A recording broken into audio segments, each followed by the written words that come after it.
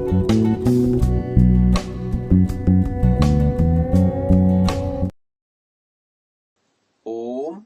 नमस्ते जी।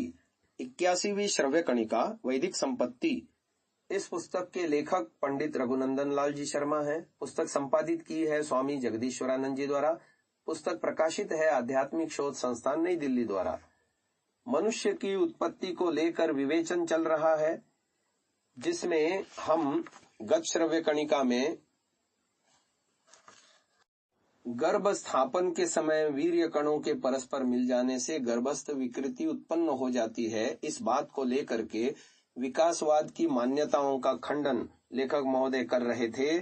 आगे लेखक महोदय ने लिखा, इसी प्रकार मेष मेढ़े के सींगों की उत्पत्ति बतलाना भी कठिन है, क्योंकि मेढ़ों में भी सींग वंश परंपरा से नहीं होते, ये कभी कहीं अकस्मात हो जाते हैं। संभव है विकासवादी इनको किसी सींग वाली पूर्व जाति का अवशिष्टांग कह दे, परंतु इसमें कुछ भी सार नहीं है। जब नरों के स्तन और मनुष्यों की छठी उंगली अवशिष्टांगों की कल्पना का खंडन प्रबलता से कर रही है, तब अवशिष्टांगों की बात पर कोई कैसे विश्वास कर सकता है। विकासवाद इन अंगों की उत्पत्ति के कारणों को बतला ही नहीं सकता, उसके पास कोई उत्तर नहीं है। इसका जो उत्तर है वह आस्तिकों का ही है, जो हम ऊपर लिखाए हैं कि गर्भवासी प्राणी के विचार, माता के व्यवहार, जलवायु का प्रभाव और वीर्य कणों का संयोग ही प्राणियों में विकृतांगता उत्पन्न कर देता है। अपवाद को छोड़कर प्रायः मनुष्य में ही विकृत अंग उत्पन्न होते हैं, अन्य प्राणियों में अन्य प्राणियों के चिन्ह उद्भूत नहीं होते। जिस प्रकार मनुष्य में 8 या 10 स्तन और पूंछ आदि के चिन्ह देखे जाते हैं, वैसे पशुओं में किसी अन्य पशु के चिन्ह नहीं देखे जाते। वानरों में कभी 8-10 स्तन नहीं देखे गए, न एक साथ एक से अधिक बच्चे ही उत्पन्न होते देखे गए हैं। यद्यपि वे मनुष्यों की अपेक्षा अनेक स्तन और एक साथ अनेक संतान उत्पन्न करने वाले पशुओं के अधिक निकट हैं। वानरों के एक साथ अधिक बच्चे हो ही नहीं सकते, क्योंकि वे तो बच्चे को छाती से चिपटाए रखते हैं। यदि दूसरा बच्चा भी पैदा हो जाए तो उसका पालन पोषण ही नहीं हो सकता, परंतु मनुष्य के अनेक स्तन और अनेक बच्चे एक साथ होते हुए देखे गए हैं।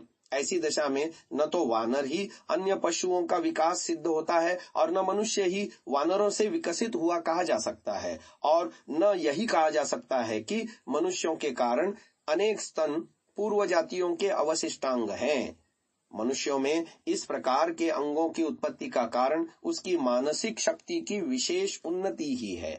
इसी उन्नति के कारण जिस प्रकार वह उत्पन्न होने के दिन ही हर्ष, शोक और भय प्रदर्शित करता है, उसी प्रकार वह गर्भावस्था में भी स्वप्नवत अनेक योनियों के संस्कारों का स्मरण करता रहता है। ये संस्कार माता के किन्हीं विशेष विचारों और व्यवहारों तथा जलवायु, देश काल आदि परिस्थिति के किसी विशेष योग को पाकर उसके शरीर में 84 लक्ष योनि में से किसी योनि का कोई अंग उत्पन्न कर देते हैं। परंतु पशुओं की मानसिक शक्ति इतनी प्रबल नहीं होती, इसलिए उनको अपनी पूर्व योनियों का स्मरण संस्कार न होने से उनके अंगों में किसी अन्य योनि के अंगों के चिन्ह उत्पन्न नहीं होते। यह आध्यात्मिक सिद्धांत है। इसी का पोषक भौतिक सिद्धांत भी है। भौतिक सिद्धांत अनुसार अनेक वीर्य कणों में से 2 कण एक में मिल जाते हैं, तभी विशिष्टांगों की उत्पत्ति होती है। इसीलिए हम यहाँ इनका भी विचार कर लेना चाहते हैं। कहने की आवश्यकता नहीं है कि मनुष्य का वीर्य छोटे छोटे असंख्य दानों से बना होता है। वीर्य का प्रत्येक दाना एक एक शरीर का बीज है। स्त्री के गर्भ में ये दाने जाते हैं, परंतु अनेक कारणों से प्रायः सभी घिसकर गलकर नष्ट हो जाते हैं। एकाध ही बच पाता है। तभी कभी कभी एक से अधिक 2-4 भी बच जाते हैं और उतने ही बच्चे पैदा होते हैं। अपवाद रूप से कभी घिसे हुए नष्ट प्राय दानों के कोई कोई अंश कभी छठी उंगली के रूप में, कभी अनेक स्तनों के रूप में, कभी पूंछ के रूप में और कभी मत्स्य आदि के रूप में दिखलाई पड़ते हैं। इसी प्रकार मेढ़े के सींग भी होते हैं। भेड़ पर कभी कभी बकरा चढ़ जाता है और उसका वीर्य गर्भाशय में गिर जाता है, उसी दिन मेढ़ा भी संयोग करता है और गर्भ स्थिर हो जाता है। बकरे के वीर्य के सिंगों का उत्पन्न होता ही है, उपादान होता ही है। यही अंश गर्भस्थ के सिर में खींचकर जब जुड़ जाता है तब मेढ़े के भी सिंग हो जाते हैं। यहाँ संसार में देखते हैं कि एक प्राणी के अंग दूसरे प्राणी के शरीर में लग जाते हैं। 5 पैर की गाय किसी ने देखी है और उसके बनाने की विधि जो जानता है उससे छिपा नहीं है कि 5वां पैर दूसरी गाय का है और काट कर दूसरी में लगाया गया है। अभी मुंबई में हमने इसी प्रकार से बना हुआ एक सींगधारी सीधी देखा था। विलायत में आजकल इस प्रकार के अनेक नमूने देखे जाते हैं। अन्य प्राणी के अंग अन्य प्राणी में जोड़े जाते हैं। जिस प्रकार यहाँ एक शरीर में दूसरे शरीर के अंग जुड़ जाते हैं, उसी प्रकार गर्भ में भी जुड़ जाते हैं। थर्स्टन नामी विद्वान अपनी वैवाहिक विज्ञान नामक पुस्तक में लिखता है कि सगर्भा गाय सांड को कभी अपने पास नहीं आने देती। इतने पर भी यदि सांड उस पर अत्याचार कर ही ले तो जो बच्चा पैदा होगा वह 3 अथवा 5 पांव का, 2 पूंछ अथवा 2 सिर का होगा। हिंदी बंगवासी की 17 मार्च सन 1924 में एक समाचार प्रकाशित हुआ था कि सर्बिया की राजधानी बेलग्रेड के अस्पताल में 22 वर्ष के नवयुवक पुरुष के पेट से 2 बच्चे निकाले गए।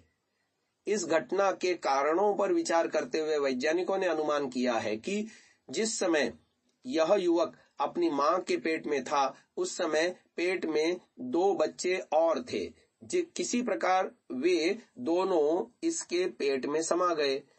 विकासवाद के लेखक पृष्ठ 163 पर स्वयं लिखते हैं कि कईयों ने देखा होगा कि जिस वर्ष अकाल पड़ता है उस वर्ष न केवल वृक्षों की वृद्धि रुक जाती है अपितु वृक्षों पर नए नए अवयव फूट निकलते हैं। इन प्रमाणों से यही सिद्ध होता है कि देश काल की परिस्थिति और गर्भदशा की अंगांशों के एक दूसरे में जुड़ जाने से विशिष्ट अंगों का प्रादुर्भाव हो जाता है। परंतु स्मरण रखना चाहिए कि इन नवजात विकृत अंगों की वंश परंपरा नहीं चलती, इसलिए ये अपवाद के अतिरिक्त और कुछ नहीं है। जिस प्रकार छठी उंगली, नर स्तन, मेढ़े के सींग और अजागल स्तन अपवाद है, उसी प्रकार मनुष्य के पूंछ का चिन्ह, स्त्रियों के 8-8, 10-10 स्तन और इसी प्रकार के मस्से आदि अन्य अवयव भी अपवाद ही है, पूर्व जातियों के चिन्ह नहीं।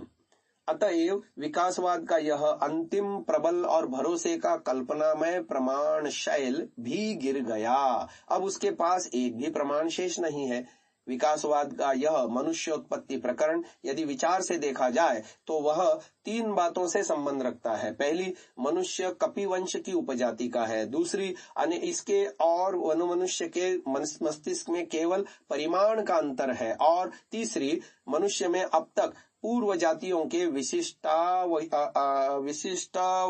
अवयव विद्यमान है। इन तीनों में तुलना और विशिष्ट अवयवों का ही समावेश है। यह तुलनात्मक वर्णन कैसे दुर्बल है वह पिछले पृष्ठों में विकासवाद के लेखक की ही साक्षी से दिखला दिया गया है। मस्तिष्क की तुलना को विद्वानों ने चींटियों की नवीन खोज से अनुपयोगी सिद्ध कर दिया है और विशिष्ट अवयवों का पुरुष स्तनों, अजागल स्तनों, अश्व स्तनों, मेष श्रृंगों और मनुष्य की छठी उंगली ने निस्सार सिद्ध कर दिया है। इसलिए जिस प्रकार समस्त अन्य पशुओं की योनियों का प्रादुर्भाव विकास के द्वारा सिद्ध नहीं हुआ, उसी प्रकार मनुष्य जाति का प्रादुर्भाव भी विकास के द्वारा सिद्ध नहीं होता। हमने आदि से अंत तक देखा कि विकासवादियों के पास सिवाय विशिष्ट अवयवों के चर्चा के अथवा सिवा संधि योनियों के बार बार याद दिलाने के और कुछ भी सामग्री नहीं है। विशिष्ट अवयवों की निस्सारता दिखलाते हुए हमने उनकी उत्पत्ति का सच्चा कारण अच्छी प्रकार दिखला दिया है। अतः अब यहाँ संधि योनियों की भी चर्चा करके दिखला देना चाहते हैं कि संधि योनियों की उत्पत्ति का सच्चा प्रयोजन क्या है। आज की इस विचार श्रृंखला को यहीं विराम देते हैं। ओम। महानुभावों, इस सात्विक विचारधारा को जन जन तक पहुंचाने के लिए आपसे सहयोग की अपेक्षा है।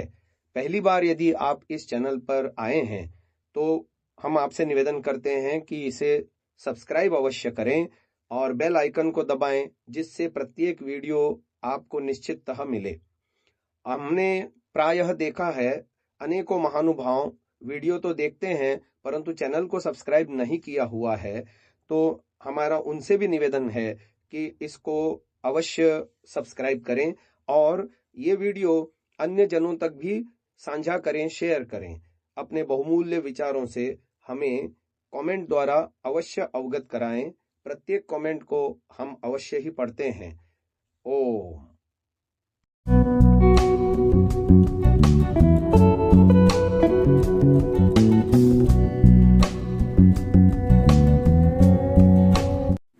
Download Sansa app, R Virdal app, visit sansa.org, rvirdal.in।